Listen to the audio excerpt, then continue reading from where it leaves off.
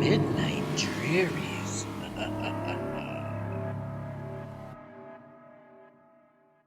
Nightmarish reality.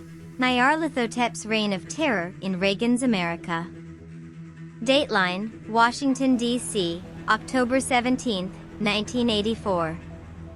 In a turn of events more terrifying than any fiction, George Orwell's dystopian novel 1984 appears to have transcended the boundaries of imagination to become a grim reality in its titular year. Even more disturbing, the malevolent entity known as Nyarlathotep has emerged, leaving a trail of darkness and despair in its wake. This grotesque entity has transformed the United States, and it now seems the world, into an Orwellian nightmare where truth is a distant memory and fear reigns supreme. The eerie transformation began when Nyarlathotep, a dark god from the depths of the cosmic abyss, made its presence known to the world. Seemingly inspired by Orwell's prophetic text, Nyarlathotep took control of the United States, manipulating the very heart of democracy. Under the guise of preserving law and order, the sinister deity established what is now known as Ronald Reagan's Ministry of Love. The Ministry of Love, a name taken directly from Orwell's dystopian masterpiece, has become a formidable entity, ruthlessly enforcing its will upon the American populace. Its influence has rapidly spread to other nations, casting a suffocating shadow over the entire world. The most grotesque aspect of Nyarlathotep's reign is the creation of an undead police force known as the Moribund. These creatures, said to be brought to life through the darkest of magics only available to space wizards, have black blood coursing through their veins, which often fills their eyes and leaks from their lifeless orifices. These nightmarish enforcers are an embodiment of the terrors described in Orwell's novel, relentlessly carrying out the ministry's orders with absolute cruelty. News reports are rife with chilling accounts of citizens disappearing in the dead of night, never to be seen again.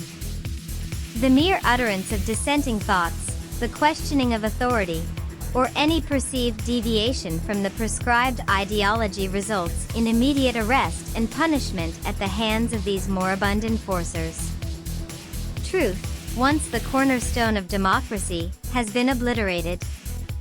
The omnipresent surveillance apparatus, reminiscent of Big Brother, watches and records every move, sound, and even thought. Doublethink and newspeak have become the new languages of the land, further driving the populace into submission and conformity. Freedom of thought, expression, and privacy are distant memories as the Ministry of Love tightens its grip on the United States and beyond, blurring the lines between reality and the darkest of nightmares. The parallels to Orwell's nightmarish vision are uncanny, as though the book itself has become an instruction manual for those who now rule with an iron fist. As the world witnesses the terrifying emergence of Nyarlathotep's regime and the reign of the moribund enforcers, humanity is left to grapple with the chilling realization that 1984 has come to life. The future remains uncertain, and the world watches in horror as the darkest pages of Orwell's novel unfold before their very eyes. But there is one glimmer of hope. A group of eldritch punks and street mages who defy Nyarlathotep's dark tyranny. The Yellow Signers, followers of Hastur. Their symbol has morphed from a yellow anarchy symbol to a circle with either a triangle or an upward-pointing arrow. Some have adapted it further to that of an elevator up button, often stealing the actual buttons from office building and high-rise apartment elevators and turning them into jewelry. If you stand against the bogus cosmic forces that are destroying America, and you can find them, maybe you too can join the eldritch resistance. Have you seen the yellow sign? Bitchin' Cthulhu.